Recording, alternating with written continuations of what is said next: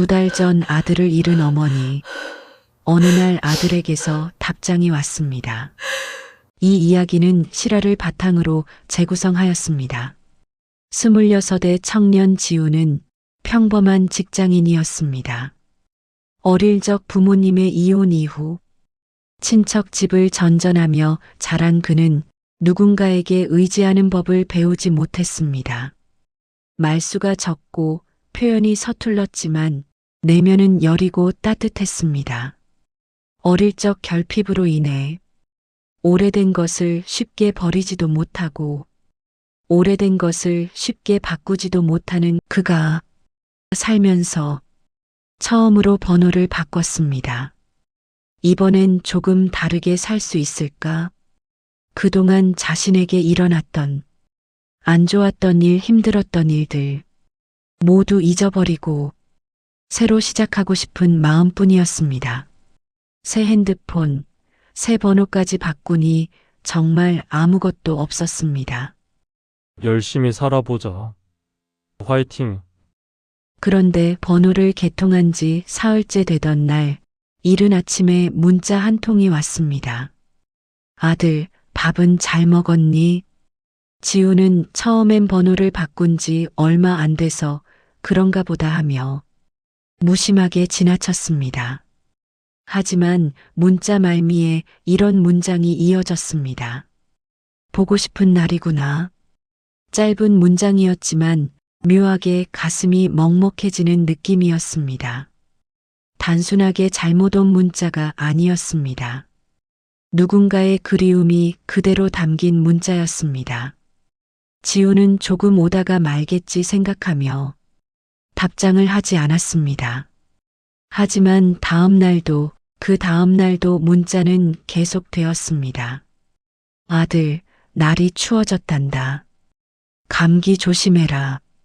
내가 좋아하던 된장찌개를 끓였어. 너무 맛있단다. 먹으러 오렴. 엄마 꿈에 한 번만 나와주라. 지우는 이제 알 수 있었습니다. 이 문자를 보내는 사람은 아들을 잃은 어머니였습니다.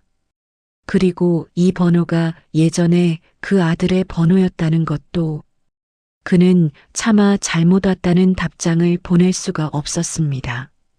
그 문자들이 얼마나 간절한지 한 글자 한 글자에 얼마나 많은 눈물이 섞여 있는지 느껴졌기 때문입니다. 문자는 거의 매일 왔습니다. 때로는 아침에, 때로는 밤늦게, 어떤 날은 하루에 2~3번씩 오기도 했습니다. 오늘은 내 생일이구나. 29살, 이젠 엄마보다 더 어른스러웠을 텐데. 생일이라는 문자를 보고 지우는 가슴이 무너지는 것 같았습니다. 이 어머니는 아들이 없는 생일을 어떻게 보내고 있을까요? 마음이 너무 아파왔습니다. 꽃이 지고 낙엽이 떨어지는구나. 내가 좋아하던 계절이다. 계절이 바뀔 때마다 어머니는 아들을 떠올렸습니다. 아들이 좋아하던 음식, 아들이 좋아하던 노래, 아들이 좋아하던 하늘. 모든 것이 아들의 흔적이었습니다. 지우는 점점 이 문자들을 기다리게 되었습니다. 낯선 사람의 그리움이었지만 어쩐지 그 문자를 읽으면 마음 한구석이 따뜻해졌습니다. 지훈에게도 가족이 있었습니다. 하지만 부모님과는 사이가 좋지 않았습니다. 어릴 적 이혼하신 후 각자의 삶을 사셨고 지훈은 친척 집을 전전하며 외롭게 자랐습니다. 누군가 자신을 이렇게 애틋하게 그리워해 준 적이 있었던가? 누군가 자신에게 이렇게 따뜻한 말을 건네준 적이 있었던가? 문자를 읽을 때마다 지우는 자신도 모르게 눈시울이 붉어졌습니다. 어느 날 밤 문자가 왔습니다. 아들아, 엄마는 오늘도 내가 너무 보고 싶구나. 다시 태어나도 내 아들이 되어주렴. 사랑의 아들. 그 문자를 읽는 순간 지훈의 눈에서 눈물이 흘러내렸습니다. 그는 더 이상 참을 수 없었습니다. 손가락이 떨렸지만 천천히 답장을 적기 시작했습니다. 네, 어머니. 저는 잘 지내고 있어요. 너무 걱정하지 마세요. 한참을 망설이다가 그는 한 문장을 더 적었습니다. 어머니는 저에게 최고의 엄마였어요. 저도 사랑해요, 엄마. 전송 버튼을 누르는 순간 지훈의 눈에서는 눈물이 뚝뚝 떨어지기 시작하고 심장은 쿵쿵거렸습니다. 답장을 보낸 지 채 10분도 지나지 않아 핸드폰이 미친 듯이 울렸습니다. 지훈은 손이 떨렸습니다. 전화를 받아야 할지 말아야 할지 망설였습니다. 하지만 벨소리는 멈추지 않았습니다. 그는 숨을 깊이 들이쉬고 전화를 받았습니다. 수화기 너머로 들려온 것은 한 사람의 울음소리였습니다. 아들아. 어머니는 말을 잇지 못하고 그저 울기만 했습니다. 오열이었습니다. 얼마나 오래 참아왔는지, 얼마나 그리웠는지 모든 감정이 한꺼번에 터져 나오는 것 같았습니다. 지우는 아무 말도 할 수 없었습니다. 그저 수화기 너머의 울음을 듣고 있을 뿐이었습니다. 한참을 울던 어머니가 떨리는 목소리로 말했습니다. 아들아, 정말 내 목소리니? 정말 내가 돌아온 거니? 지우는 눈물을 삼키며 천천히 입을 열었습니다. 어머니 죄송합니다. 저는 아드님이 아닙니다. 내 아들이 아니라는 걸 알지만 어머니는 눈물이 멈추지 않았습니다. 얼마 전에 핸드폰을 바꾸게 되어 이 번호가 제 새 번호인데 어머니께서 문자를 보내셔서 처음엔 어떻게 해야 할지 몰랐습니다. 하지만 문자를 읽으면서 너무 가슴이 아파서 그냥 지나칠 수가 없었습니다. 지우는 떨리는 목소리로 말을 이어갔습니다. 정말 죄송합니다. 제가 잘못 생각했습니다. 상처를 드린 것 같아서 정말 죄송합니다. 전화 너머는 한동안 조용했습니다. 어머니는 숨을 고르고 있는 것 같았습니다. 그리고 얼마 후 어머니의 목소리가 다시 들려왔습니다. 아니에요, 고마워요. 네? 답장을 해줘서 정말 고마워요. 당신이 누군지는 모르지만 당신의 그 따뜻한 말 한마디가 제겐 얼마나 큰 위로가 되었는지 몰라요. 어머니의 목소리는 여전히 떨렸지만 이번엔 조금 더 차분했습니다. 제 아들이 2달 전에 갑자기 세상을 떠났어요. 교통사고였어요. 하루아침에 그렇게 보내야 했어요. 지우는 가슴이 무너지는 것 같았습니다. 아들 번호로 계속 문자를 보내는 게 이상하다는 걸 알아요. 하지만 이렇게라도 하지 않으면 아들이 정말 이 세상에서 사라진 것 같아서 견딜 수가 없었어요. 어머니는 조용히 울었습니다. 그런데 오늘 답장을 받았을 때 아들이 정말 하늘에서 답을 보낸 것 같았어요. 제발 답장 한 번만, 단 한 번만. 제가 그토록 기다리고 바라던 답장이었으니까요. 그 순간 넋놓고 바라만 봤어요. 정말 아들이 살아 돌아온 것 같았거든요. 지우는 눈물을 닦으며 말했습니다. 어머니, 제가 할 수 있는 게 있다면 어머니는 조심스레 물었습니다. 혹시 제가 가끔 문자 보내도 될까요? 이상하게 보지 말아주세요. 너무 그리워서요. 미안한 부탁이지만 그래야 살아갈 힘이 날 것 같아서요. 지우는 망설임 없이 대답했습니다. 네, 어머니. 보내셔도 돼요. 그렇게 두 사람은 문자를 주고받기 시작했습니다. 처음엔 어머니가 아들에게 보내는 문자였지만 이제는 서로를 향한 따뜻한 안부가 되었습니다. 어느 날 어머니가 물었습니다. 지훈이는 부모님 2분 모두 건강하시죠? 지우는 한참을 망설이다가 솔직하게 답했습니다. 아니요, 어릴 때 부모님이 헤어지셔서 연락이 뜸해요. 가족이란 건 제겐 좀 낯선 개념이에요. 어머니는 한동안 답장을 보내지 않았습니다. 그리고 한참 후에 이런 문자가 왔습니다. 그랬구나, 미안해요. 내가 괜한 질문을 한 것 같네.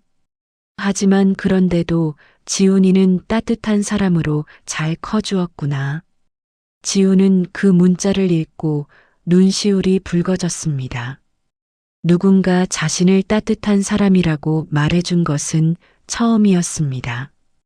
그는 답장을 보냈습니다.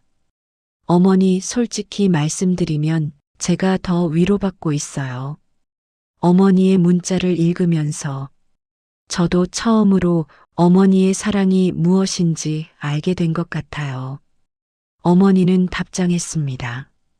그렇다면 우리 이렇게 인연이 닿은 게 너무 신기하고 고마운데 같이 식사 한번 하는 게 어떨까?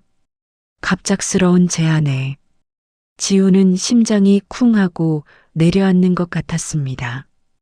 두렵기도 하고 떨리기도 했습니다. 하지만 그는 어머님의 따뜻한 마음을 알기에 답장을 보냈습니다. 네, 어머니. 저도 꼭 뵙고 싶어요. 약속 장소는 조용한 카페였습니다. 지우는 30분 일찍 도착해 자리에 앉아 있었습니다. 이게 뭐라고 손이 덜덜 떨리고 가슴이 쿵쿵거렸습니다. 어떤 얼굴로 어머니를 맞이해야 할지 모르던 그때 딸랑 종소리가 울리며 카페 문이 열렸습니다. 50대 후반쯤 되어 보이는 어머님과 아버님이 조심스럽게 안으로 들어오셨습니다. 단정한 옷차림이었지만 눈가에는 세월의 흔적과 깊은 슬픔이 배어 있었습니다. 세 사람은 눈이 마주쳤고 어머니는 천천히 다가갔습니다. 지훈은 자리에서 일어나며 조심스럽게 인사했습니다. 지훈이 맞니? 네, 어머니. 안녕하세요. 세 사람은 한참을 서로를 바라보기만 했습니다. 말이 필요 없었습니다. 그 눈빛만으로도 모든 것이 전해졌습니다. 괜찮다면 손 한 번만 잡아봐도 될까? 그리곤 어머니가 먼저 손을 내밀었습니다. 지우는 그 손을 잡아드렸습니다. 많이 따뜻했습니다. 앉아요. 우리 천천히 이야기해요. 두 사람은 마주 앉았습니다. 어머니는 가방에서 사진 한 장을 꺼냈습니다. 이 아이가 제 아들이에요. 사진 속엔 밝게 웃고 있는 청년이 있었습니다. 지훈과 비슷한 또래였습니다.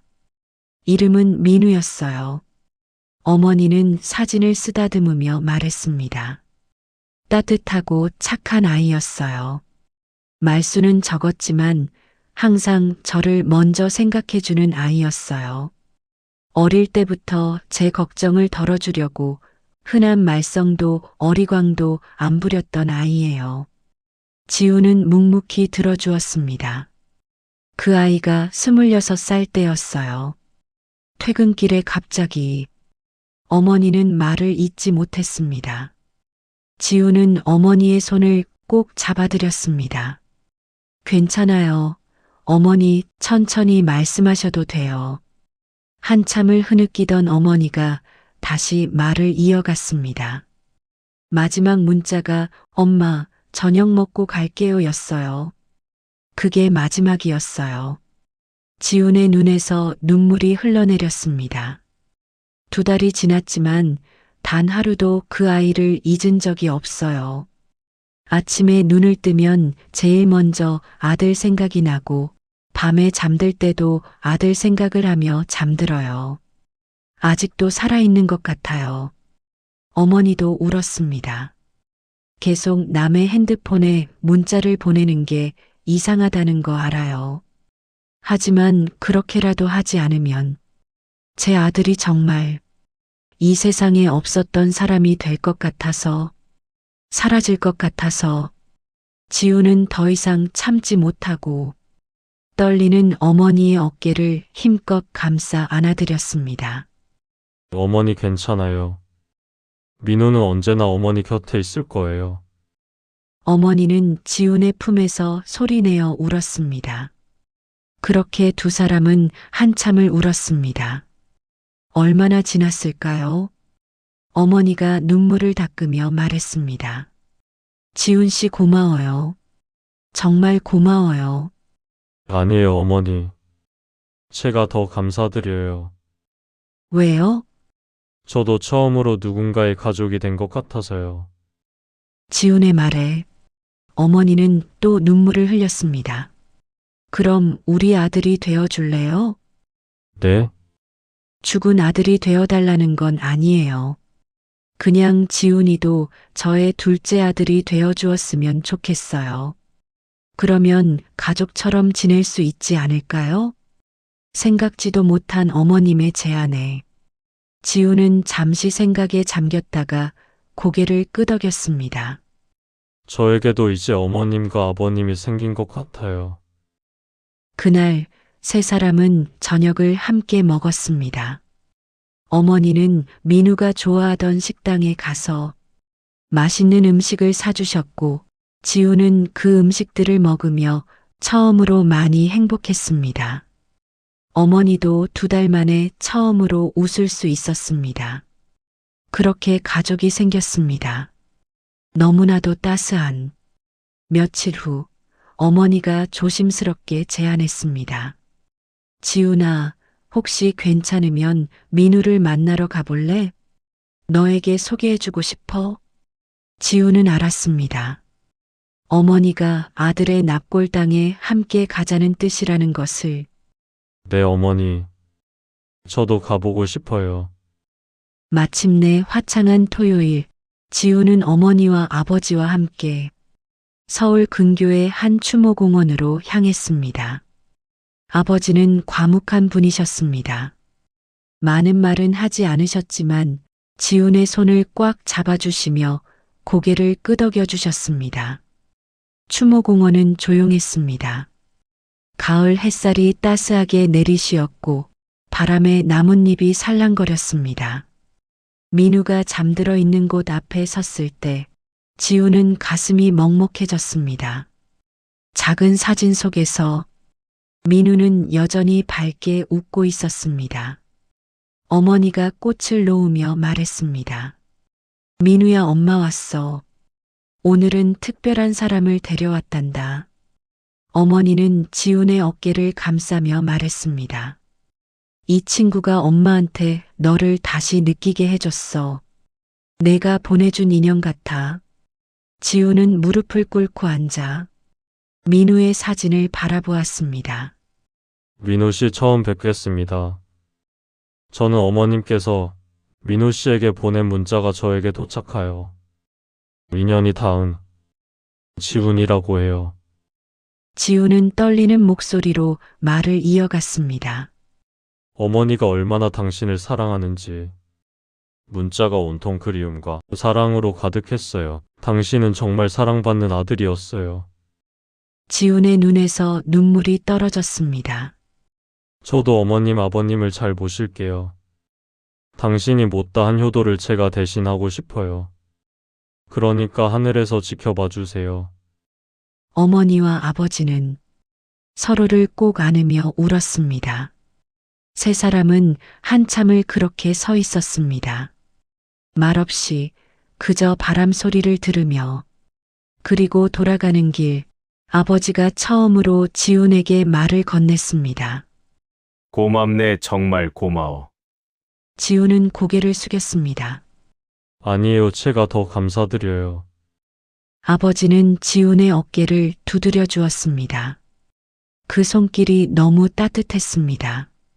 차 안은 한동안 조용했습니다. 하지만 그 침묵은 무겁지 않았습니다. 오히려 따뜻했습니다. 세 사람은 각자의 방식으로 민우를 떠올리고 있었습니다. 그리고 동시에 지금 이 순간 함께 있다는 것에 감사하고 있었습니다. 그 후로 세 사람은 자주 만났습니다. 어머니는 여전히 가끔 민우에게 문자를 보냈습니다. 아들아, 오늘은 날씨가 참 좋구나. 하늘도 맑고. 하지만 이젠 그 문자만 보내는 것이 아니었습니다. 지훈에게도 따로 문자를 보냈습니다.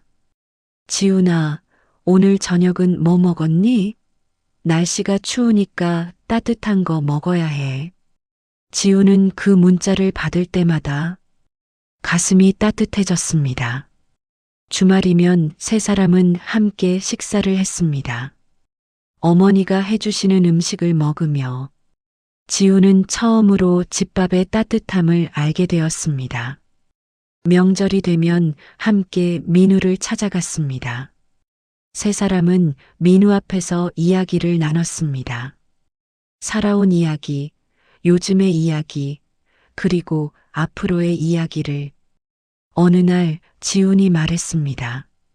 어머니, 저 이제 민우 형이라고 불러도 될까요? 어머니는 눈물을 글썽이며 고개를 끄덕였습니다. 그래, 민우도 동생이 생겨서 좋아할 거야.